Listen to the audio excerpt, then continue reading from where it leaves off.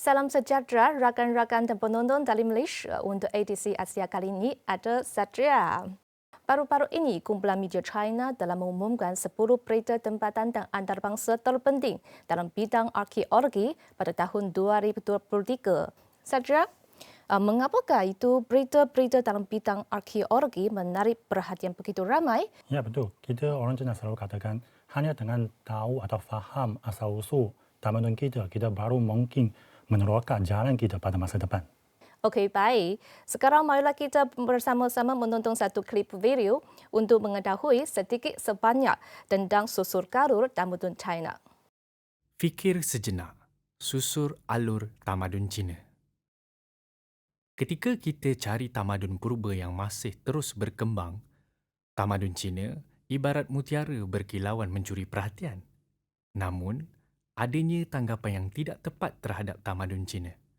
Ayuh, kita rungkai hakikat tentang tamadun purba ini. Di mata barat, tamadun Cina adalah tidak lengkap. Sedangkan kesinambungan antara ciri-cirinya yang paling ketara. Waima apa jua terjadi, ia kekal utuh dan terus berkembang hingga kini. China, sebuah negara berjiwa inovasi. Malangnya, Barat menaruh prasangka terhadap pencapaian China dalam bidang budaya serta sumbangan teknologinya. Mereka tidak melihat China purba dan moden secara seluruhnya. Hakikatnya, baik empat ciptaan agung pada zaman purba maupun pencapaian teknologi pada zaman moden, semuanya menyelahkan semangat inovatif yang tersemat dalam tamadun China. China merupakan sebuah negara sosialis. Sesetengah individu dari Barat cenderung melihat masyarakat dan budaya China hanya mempunyai satu sifat. Mereka mengabaikan kepelbagaian serta perbezaan antara kawasan di China. Integrasi dan saling belajar sesama etnik menjadikan China sebuah negara yang kaya dengan budaya. Terdapat individu di Barat yang menganggap China sebuah negara yang eksklusif. Realitinya, keterangkuman antara ciri paling menonjol dalam tamadun China. Daripada mural di Groto Mogao Dunhuang hingga pelbagai budaya asing diintegrasi dalam masyarakat moden, semuanya mencerminkan sifat inklusif tamadun China. Barat sering melihat China berpotensi menjadi ancaman ketenteraan dan mengabaikan sifat aman yang diterap dalam tamadun China. Daripada kerancakan dagangan di Jalan Sutera Purba, pelayaran Laksamana Cheng Ho ke Samudera Barat, hinggalah dasar luar yang diamalkan pada zaman moden, pembangunan secara aman menjadi asas hubungan luar China. Kami berusaha memberi pendedahan kepada dunia tentang tamadun China. Namun, masih wujud salah faham akibat perbezaan budaya dan bahasa serta pemahaman yang tidak menyeluruh terhadap situasi semasa China. Ia merupakan sesuatu yang tidak dapat dielakkan. Pada era globalisasi, adalah penting sekali untuk memahami dan menghargai tamadun berlainan. Setiap tamadun mempunyai keistimewaan tersendiri. Inilah corak baru peradaban manusia. Program kali ini hanya menyentuh sedikit-sedikit tamadun Cina. Kalau ingin tahu lebih lanjut mengenai tamadun Cina, luangkanlah masa dan tenaga untuk mendalaminya. Okey, baik. Video tadi telah memberi huraian secara am tentang ciri-ciri utama terhadap tamadun China seperti kesinambungan, inovasi, perubahan, perbatuan dan sebagainya. Jadi boleh tak Satria memberi kongsi penjelasan secara lebih lanjut? Ya, kita selalu memperkenalkan China sudah bersejarah lebih 5,000 tahun. Tapi ini sebenarnya bermaksud tamadun China yang sudah boleh terbukti dari arkeologi atau khususnya itu catatan tulisan sudah lebih 5,000 tahun. Dan buktinya ialah di Liangzhu, yaitu tinggalan yang Liangzhu di Provinsi Zhejiang sekarang sudah dipastikan dia sudah bersejarah lebih 5,000 tahun. Dan dia sudah ada satu kota untuk penduduk tempatan.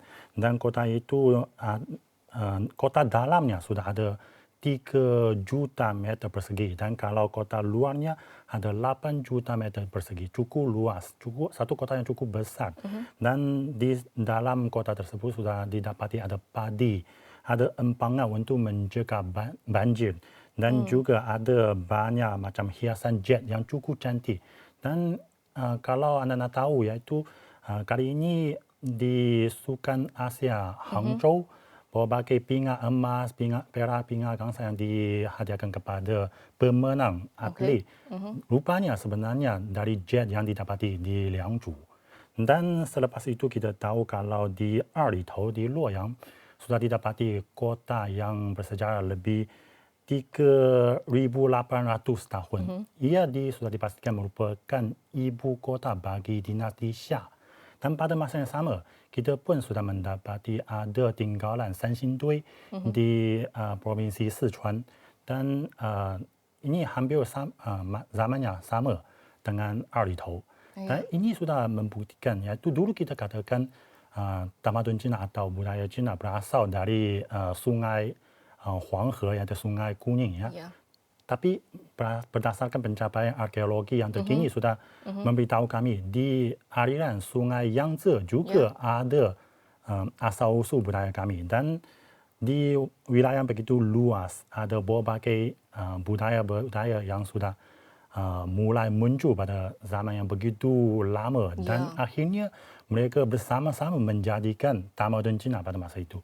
Oleh itu kita selalu katakan tamadun Cina ada satu keistimewaan, iaitu dia selalu berterusan dan berkembang hingga masa ini. Dan juga tamadun Cina merupakan satu tamadun yang amat integrasi dan inklusif. Kita tahu seperti dulu kita sudah katakan ada begitu banyak tempat, ada asal-usul yang berbeza, tapi akhirnya bersama-sama membentukkan tamadun Cina. Dan ini sudah memperlihatkan kalau budaya Cina memang cukup inklusif dan juga integrasi. Dan satu lagi keistimewaan yaitu tamadun Cina sebenarnya bersifat damai. Kita sudah dalam sejarah begitu lama.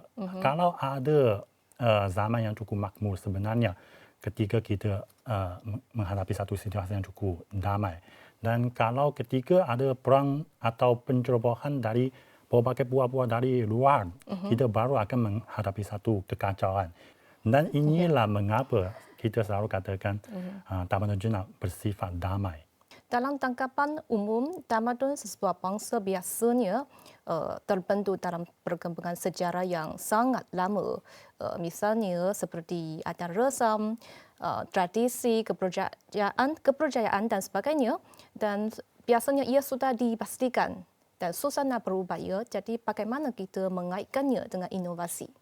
Ya, memang kalau tamadun Cina memang bersifat inovasi.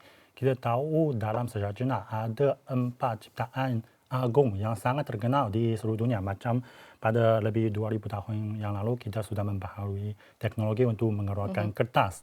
Dan kira-kira pada 1000 tahun yang lalu kita sudah ada teknologi pencetakan bergerak. Dan ini semuanya sudah membuktikan tamadun Cina atau budaya kita bersifat inovasi. Dan hingga zaman terdekat kita pun boleh lihat kalau inovasi ini yang dari budaya tamadun Cina masih memberi pengaruh yang cukup besar kepada pembangunan kita hingga masa ini. Misalnya kita sudah mengeluarkan dasar satu negara dua sistem. Ini saya rasa tidak ada di seluruh dunia. Dan selepas itu kita pada masa ini kita meneroka jalan untuk modernisasi ala Cina. Tapi bagi Cina, modernisasi ala Cina melibatkan begitu ramai orang untuk menggalakkan mereka menjadi semakin kaya. Dan pada masa itu kita perlu tahu sekarang tidak mungkin kita menjajah atau merampas di dunia lagi. Kita perlu melalui berbagai saluran lain macam kerjasama multilateral dan dengan secara damai. Jadi saya rasa ini sudah memberitahu kami berbagai keistimewaan yang dari budaya atau tamadun Cina macam berterusan, inklusif, integrasi atau damai ini sebenarnya semuanya memberi pengaruh kepada jalan pembangunan Cina pada masa ini. Kita dapat melihat dunia yang berbeza melalui persepsi dan sudut yang berbeza ya. Dan saya rasa pemahaman terhadap tamadun Cina sangat penting jika anda ingin mengenali negara Cina pada masa dulu, masa sekarang maupun pada masa akan datang. Okey, setakat itu saja perkongsian kami untuk edisi Asia untuk kali ini dan kita akan berjumpa lagi pada minggu depan. Sekarang kembali kepada rakan-rakan di Kuala Lumpur.